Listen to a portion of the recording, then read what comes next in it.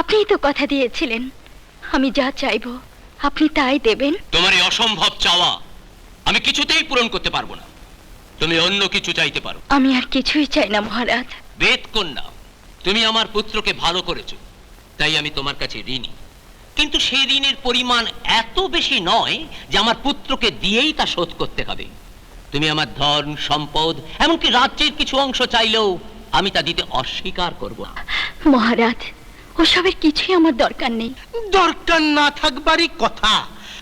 তোমরা ছোট জাত, রাজকীয় ধন দৌলত নিয়ে রাখবে কোথায়?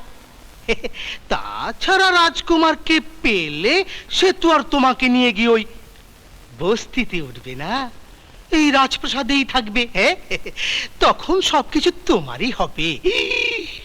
তোমার চক্রান্তটা কিন্তু মন্দ নয়। মন্ত্রী মশাই, আমরা গরিব, গরিবেরা কোনোদিন চক্রান্ত করতে জানে না। কিন্তু ছবল মারতে জানে।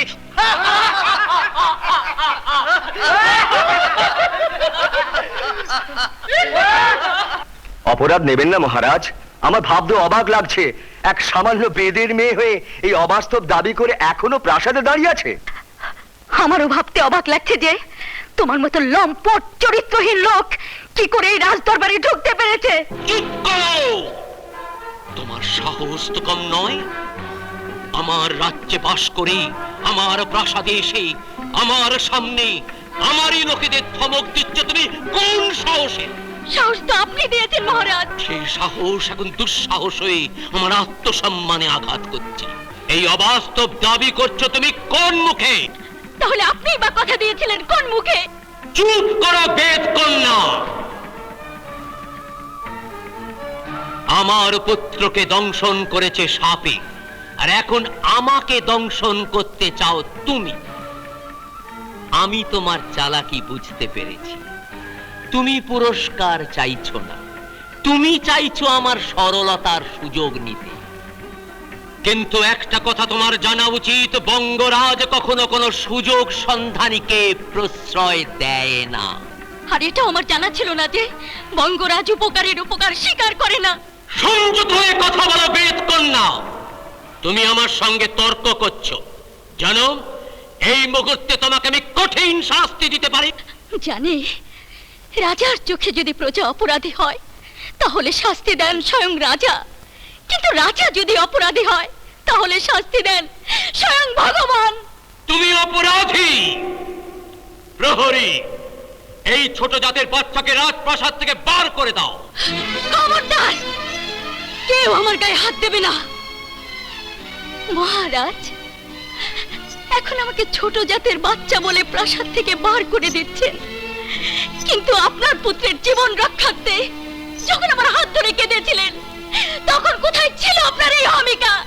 কোথায় ছিল আপনার এই আত্মমর্যাদা? সত্যি যদি আমি রাজকুমারকে ভালো করে থাকি তাহলে এর পুরস্কার আমি পাবোই পাবো। এসো দিদা। দাঁড়াও। সেই পুরস্কার পাবার আগে আমার সঙ্গে যে দুর্ব্যবহার করেছো তার পুরস্কার তোমাকে প্রথম পেতে হবে। মলয়, আদেশ করুন মহারাজ। এই মুহূর্তে ছোট জাতের বাচ্চাকে গলা ধাক্কা দিয়ে প্রাসাদ থেকে বার করে দাও।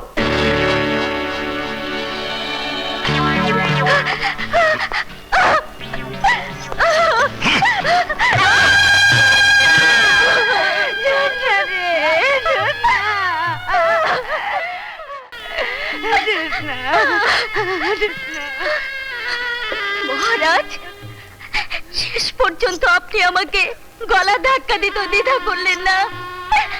আমি গরিব, ছোট জাত, আর আপনি রাজা।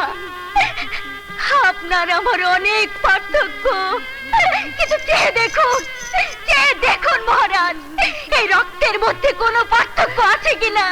চেয়ে দেখুন, চেয়ে দেখুন, দেখুন। ধন সম্পত্তির লোভে আমি রাজকুমারকে ভালো করিনি, আমি তাকে ভালোবাসি, তাই নিজের জীবন বাজে রেখে ওই মরণ বিল হাতে নিয়েছি। আমার গলা দিয়ে রক্ত বের করেছি, কিন্তু তার পুরস্কার স্বরূপ আপনি আমার কপালে রক্ত ঝরাতে দ্বিধা করলেন না। এই কি আপনার অঙ্গীকার? এই কি আপনার আমার কপালের রক্তই যদি আমার পুরস্কার হয়ে থাকে, তাহলে সেই পুরস্কার আমি রাজকুমারের জন্য আপনার দরবারে মুছে দিয়ে গেলাম, মুছে দিয়ে গেলাম, মুছে দিয়ে গেলাম।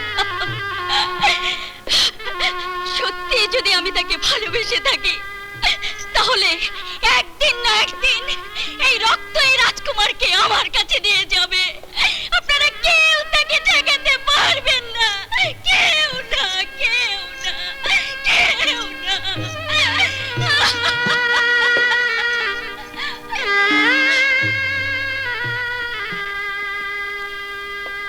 পুরস্কার তো দূরের কথা, মহারাজ তাকে দরবার থেকে গলা ধাক্কা দিয়ে বের করে দিয়েছেন। না, বাবা তাকে বের করে দিল, আমি তাকে এই প্রাসাদে স্থান দেব।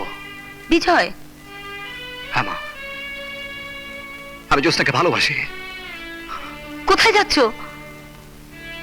বঙ্গরাজের ঋণ শোধ করতে। রাজকুমার, আজ তুমি কোথাও যেতে পারবে না। জ্যোৎস্না বলে গেছে, কাল সূর্য ওঠার আগে তুমি এই কক্ষ থেকে বের হতে পারবে না। বের হলে তোমার বিপদ হবে। কিসের বিপদ? মহারাজ, রাজকুমার নাকি ওই বেদির মেয়েকে ভালোবাসে। তিনি যদি এসব কথা জানতে পারেন, তাহলে আমাদের বিপদ হবে।